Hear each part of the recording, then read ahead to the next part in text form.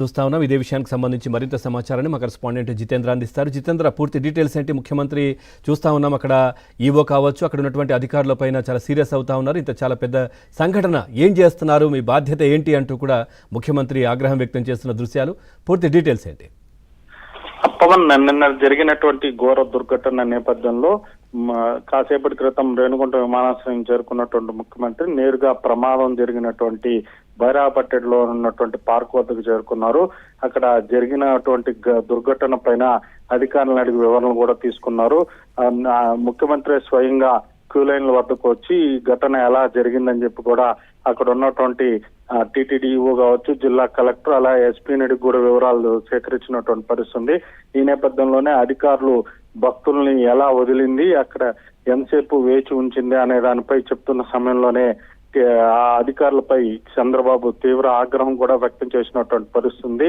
ఇంత పెద్ద వ్యవస్థను పెట్టుకొని భక్తులకు టోకన్లు జారీ చేసే సమయంలో కనీస జాగ్రత్తలు కూడా తీసుకోరా అని చెప్పి కూడా అధికారులను నిలదీసినటువంటి పరిస్థితుంది. ఆయన ఎస్పీ అలాగే కలెక్టర్, ఈఓపై తీవ్ర అసహనంతో పాటు ఆగ్రహం కూడా వ్యక్తం చేసినటువంటి పరిస్థితుంది. పూర్తిగా ఇక్కడ విఫలమైనందువల్లే ఈ దుర్ఘటన జరిగిందని చెప్పి కూడా ఒకంత అధికారులపై మండిపడినటువంటి పరిస్థితి కూడా ఉంది. భక్తుల్ని క్యూ లైన్లో క్రమ పద్ధతిలో పంపించి ఎక్కడ ఇన్ అవుతారో ఎక్కడ అవుట్ అవుతారో అనే దానిపై అధికారులకి కనీస సమాచారం కూడా లేకుండా కోఆర్డినేషన్ అనేది పూర్తిగా ఇక్కడ వైఫల్యం చెందిందని కూడా తేటతెల్లమవుతోందని చెప్పి కూడా చంద్రబాబు అధికారులను నిలదీసినటువంటి పరిస్థితుంది.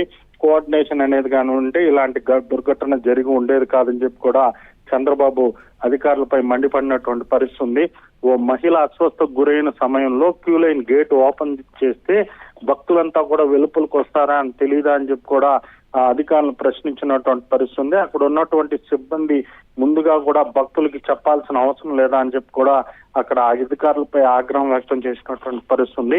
మొత్తానికి చూసుకుంటే కూడా ఈ ఘటన పూర్తిగా సమన్వయ లోపం వల్లే జరిగింది. అధికారుల ఫెయిల్యూర్ గానీ ఈ ఘటనను భావించాల్సి వస్తుందని చెప్పి అధికారులపై తీవ్ర స్థాయిలో ఆగ్రహం వ్యక్తం చేసినటువంటి పరిస్థితుంది. ఇకపై ఇలానే నడుచుకుంటే మాత్రం తీవ్ర పరిణామాలు ఎదుర్కోవాల్సి వస్తుందని చెప్పి కూడా అధికారులను హెచ్చరించినటువంటి పరిస్థితుంది. భక్తులకి టికెట్లు కానీ టోకన్లు కానీ కేటాయించే సమయంలో కనీస జాగ్రత్తలు తీసుకోకుండా పాత పద్ధతుల్ని అనుసరించి మీరు ఇక్కడ వచ్చి ఉద్యోగం ఏం చేస్తారని చెప్పి కూడా ప్రశ్నించినటువంటి పరిస్థితుంది. పాత విధానాన్ని మార్చివేసి కొత్త విధానంలో టికెట్లు టోకన్లు జారీ చేసి ఉంటే ఇలాంటి ఘటనలు ఎదురయ్యే పరిస్థితి ఉండేది కాదు కదా అని చెప్పి కూడా అధికారులను ప్రశ్నించినటువంటి పరిస్థితుంది. సీఎం చంద్రబాబు వ్యాఖ్యలకి అధికారులు సమాధానం కూడా చెప్పలేనటువంటి పరిస్థితి అక్కడ నెలకొని ఉంది. అధికారులు అయితే పూర్తిగా తప్పిదం చేసిన దానివల్లే ఈ ఘోర దుర్ఘటన కూడా సంభవించిందని చెప్పి కూడా చంద్రబాబు అక్కడ ఏదైతే ఘటనా స్థలం జరిగిందో అక్కడ పరిశీలించిన అనంతరం అధికారులు కూడా చెప్పినటువంటి పరిస్థితుంది. ఈ నేపథ్యంలోనే మరి కాసేపట్లోనే చంద్రబాబు నేరుగా ఎవరైతే జరిగినటువంటి ఘటనలో గాయపడినటువంటి భక్తులు ఉన్నారో వాళ్ళని నేరుగా కూడా పద్మావతి స్విమ్స్ ఆసుపత్రికి వెళ్లి పరామర్శించున్నారు. అక్కడ భక్తులకు కూడా మనోధైర్యాన్ని నింపి వాళ్ళకి పూర్తిగా వైద్య చికిత్సలు అయ్యే ఖర్చు అంతా కూడా ప్రభుత్వమే భరిస్తుందని చెప్పి కూడా భరోసా ఇవ్వనున్నారు. అలాగే ఇప్పటికే మృతి చెందినటువంటి 6 మంది భక్తులకు కూడా ప్రభుత్వం తరఫున 25 లక్షల ఎక్స్గ్రేషన్ కూడా ప్రకటించినటువంటి పరిస్థితుంది. టీటీడీ తరఫున కూడా ఎంతో కొంత ఎక్స్గ్రేషన్ ఇచ్చే విధంగా కూడా చంద్రబాబు అధికారులతో మాట్లాడే అవకాశం కనపడతా ఉంది. ఆ తర్వాత నేరుగా టీటీడీ పరిపాలనా భవనంకి వెళ్లి అక్కడ టీటీడీ అధికారులతో పాటు జిల్లా పోలీస్ యంత్రాంగంతో కూడా ఉన్నత స్థాయి సమీక్షను కూడా నిర్వహించనున్నారు. ఈ సమీక్షలోనే అధికారులకు నిన్న ఏదైతే జరిగిందో ఆ ఘటనకు బాధ్యులు ఎవరో కూడా ఆయన నేరుగానే తేల్చేటటువంటి అవకాశం ఉంది.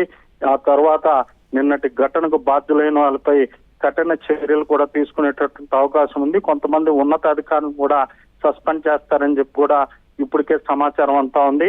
మరో పక్క నిన్నటి ఘటనకు బాధ్యులైన వారిపై క్రిమినల్ కేసులు కూడా నమోదు చేయమని చెప్పి కూడా చంద్రబాబు ఇప్పటికే ఆదేశించినటువంటి పరిస్థితి ఉంది. ఇప్పటికే తిరుపతి ఈస్ట్ పోలీస్ స్టేషన్ లో 2 క్రిమినల్ కేసులు కూడా నమోదు చేసి ఉన్నారు. ఈ ఘటనకు బాధ్యులుగా ఎవరిని చేరస్తారా అన్నది ఇప్పుడు చర్చనీయాంశంగా మారింది.